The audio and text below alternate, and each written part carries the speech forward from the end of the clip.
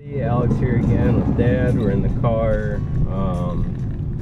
gearing up for day 3, leaving from Yukon, Oklahoma to Tucamcari, New Mexico.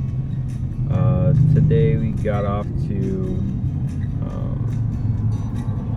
set off on our trip about an hour later than the past 2 days.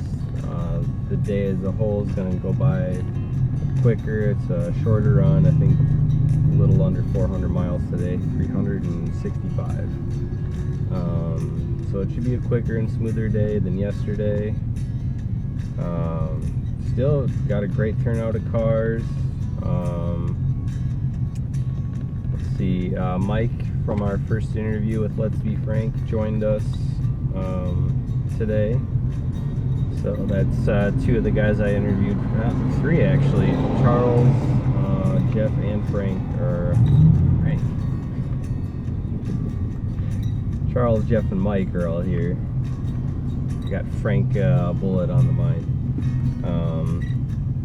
So yeah, right now we're just cruising through. Looks like some kind of township just out of Yukon.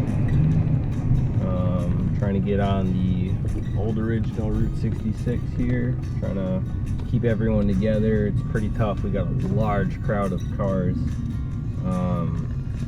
I keep forgetting to count, but I tried to count on the highway and I hit 17, and that was probably only half the cars. So I'd imagine we have maybe 35 cars or so out here. And again, still most cars are Bullets, but you know, there's a handful of other cars here too. Mustang GTs, old and new, and then of course the Marauder, but I'm not counting my car. Yep, so it's going to be a fun day. We'll see you guys in Tucamcari later.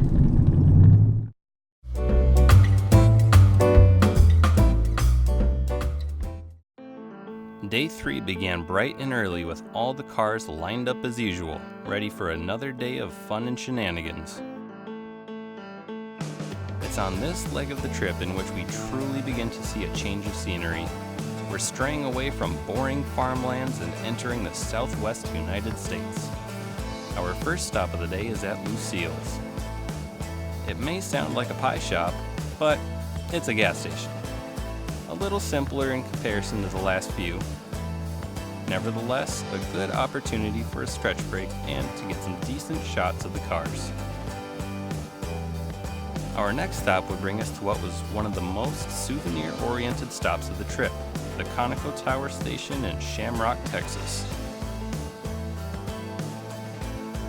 Like the name suggests, the building features a pretty neat tower with Conoco in vertical text. Gorgeous building for some pictures and videos. But the fun doesn't stop there. You can go inside and visit the gift shop full of Route 66 knickknacks. Looks like Jeff found something good.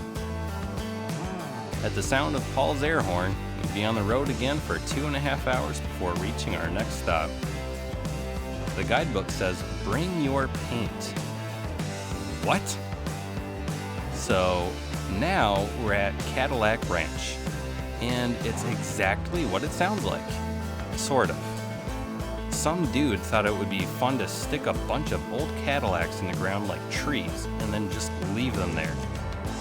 Brilliant! I love it. I guess the thing to do is to just walk right on up to them and just spray paint them. There had to have been inches of paint on each vehicle. Of course, we had to leave our mark. It happened to be extremely windy out there that day too, which made things a bit challenging. So after a little graffiti time, we departed and continued west. Next, our travels would bring us to the Midpoint Cafe. And like its name suggests, it marks the halfway point of Route 66 between Chicago and Los Angeles. Unfortunately, I was so distracted by taking videos and pictures that I missed out on enjoying the cafe itself. Oh well. After the cafe, we would visit one last stop before turning in for the night. On our way to some ghost town looking gas stations and buildings, a few of the cars decided to do a little off-roading when the frontage road they were on came to an end. Now, I'm not going to name names, but it seems as if a certain someone who just so happened to be our first interview may or may not have gotten into a little unwanted contact while off-roading. Mike? Lucky that chin spoiler didn't fly off. We were now on our way into Tucamcari, where we would be spending the night in various motels. All the cool people were staying at the Blue Swallow Motel. We had a barbecue and some time to relax, listen to music, and just enjoy each other's company. This was one of the first good opportunities to meet the people you've been traveling with the past few days. As the sun set and darkness overcame the sky, neon lights lit up the motel grounds. Absolutely stunning to see. I only wish I had a camera that was a little more night capable. That night was full of good times and fun memories.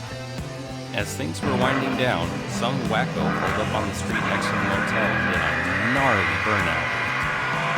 Although the identity of this individual remains a mystery, video evidence suggests it was someone in an orange Boss 302, but that could have been anybody. Luckily, no one was harmed during the burnout. Oh, wait. I vaguely remember there being a body in the middle of the road moments later. Then again, I had a few beers that night, and I may have just been seeing things.